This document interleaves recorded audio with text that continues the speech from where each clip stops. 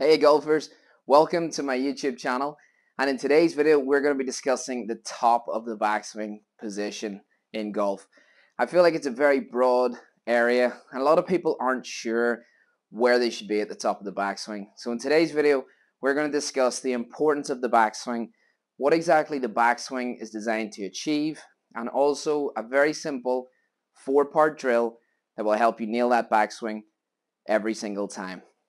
So before we get started, if you could, please don't forget to hit that like button, hit that subscribe button, and let's get started. A good backswing should help us improve 3 different areas at impact. Number 1 is power, number 2 is accuracy, and number 3 is consistency. So let's break each of these 3 things down and talk about why the backswing can create power, accuracy, and consistency in your golf game.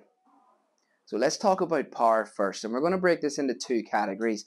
We need 2 things out of our backswing in order to create the maximum power that you can achieve down by the golf ball. And number 1 is a good shoulder turn, of which we just want 90 degrees. If I take the club across my chest, turn my body, get my shoulders to go 90 degrees, that is all we need. We don't need any more, and we certainly don't want any less. So part 2 to create power in the backswing is going to be what's called width. So let's look at a 90-degree shoulder turn and a narrow backswing.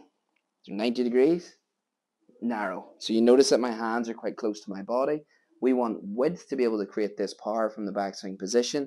So the arms would need to be much further away. This is a wider backswing and this is a narrower backswing. So to create power, quite simply, in the backswing, we need the shoulder turn, which is rotation, and that creates power.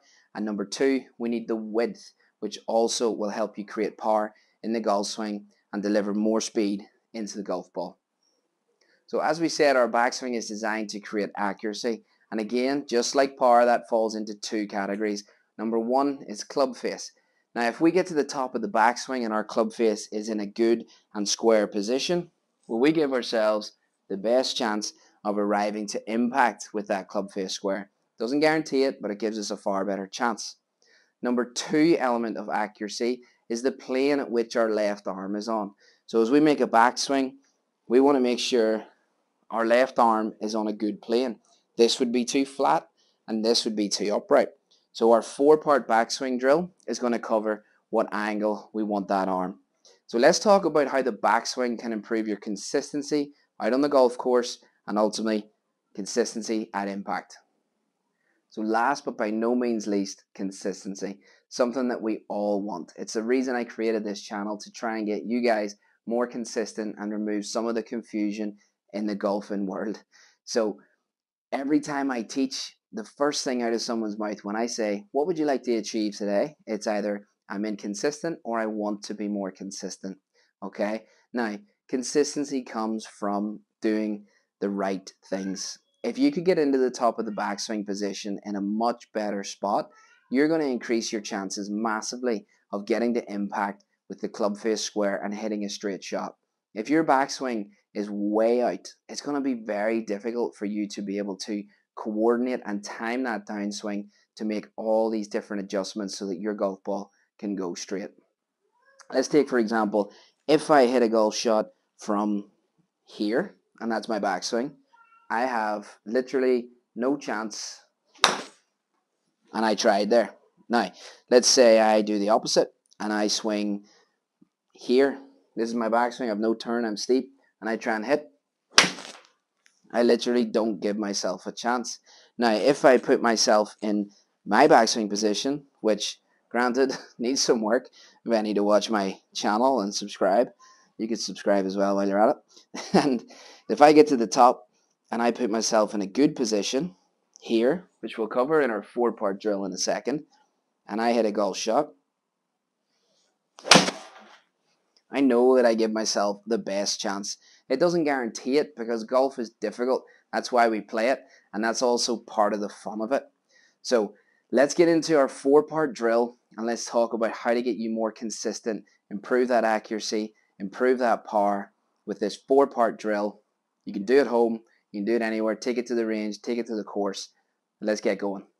So it's the moment you've all been waiting for. the 4-part drill to cover all of what we just talked about, the power, the accuracy, and the consistency. Okay, so let's cover part 1. Quite simple. Set up to the golf ball, and what I want you to do is stay in posture, and you're going to fold at your elbows, and you're going to place the club on your right shoulder. Okay, so making sure, I'll stress this a few times, stay in posture. Fold up onto the right shoulder. That's part 1, pretty straightforward. Now we're going to create the 90 degrees of shoulder turn.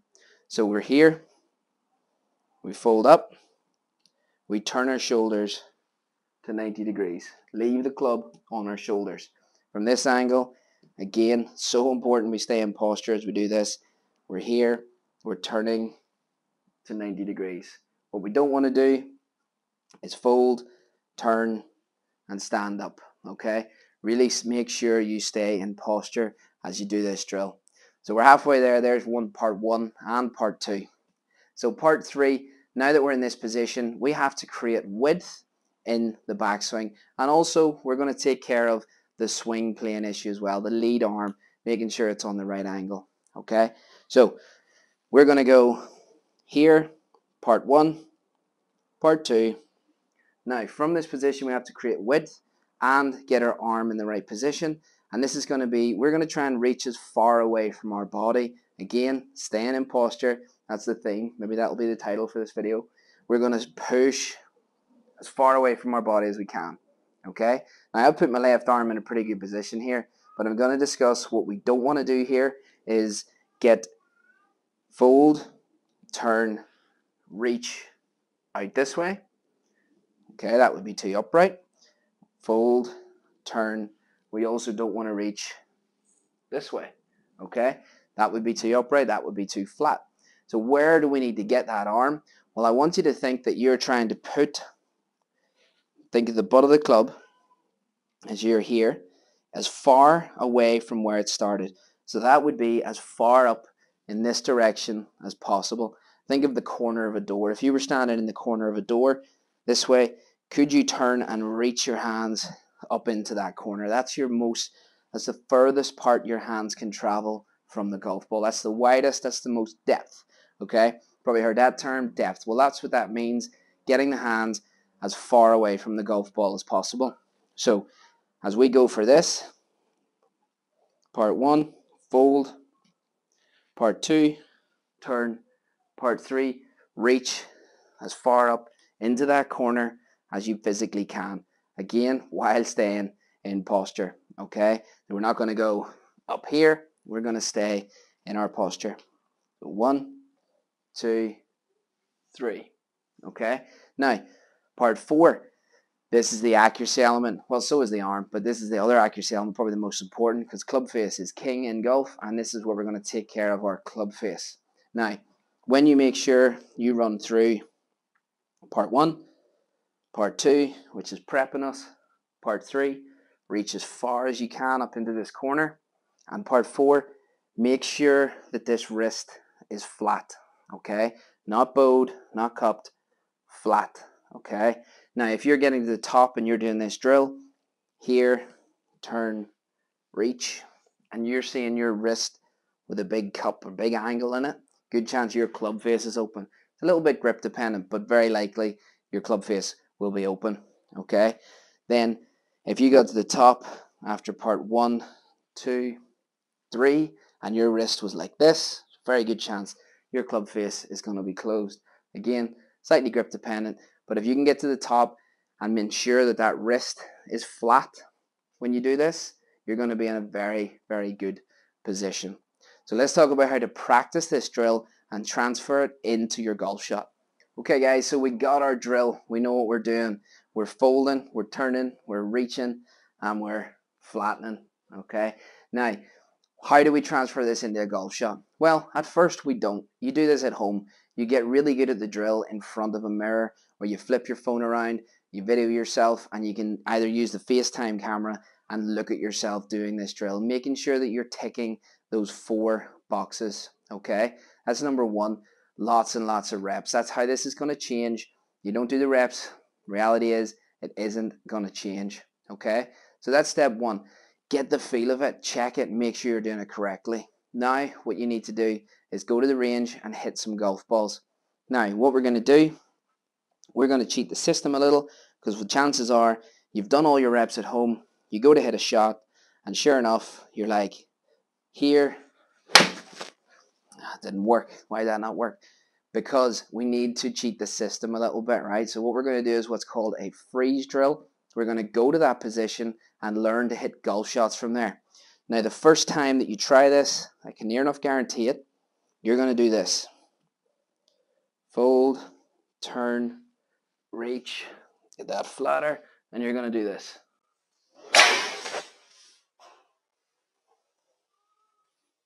You're not going to hit it great, okay? Stick with it, because what you need to do is your brain needs to coordinate this to find out where the golf ball is from your new position, okay?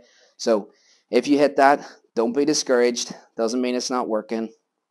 You're going to go here, keep repeating, fold, turn, reach, flatten the wrist, look back at the ball, stand in posture. Remember, here and through, okay? So that's a freeze drill. Go to the top of your backswing in your correct position and learn to hit golf balls. If you want, you can start on a small tee and just hit them 50 or 60 yards, really slow. But honestly, keep building it up, scaling it up till you are hitting shots where you feel that you can now hit a full swing with no pause and feel the same stuff from the drill. Okay, guys, hope it makes sense. As always, if you have any questions, please drop them into the comments. I'm more than happy to help. And if you could, really helps me out, if you could hit that like button, hit that subscribe button, and I'll see you guys in the next video.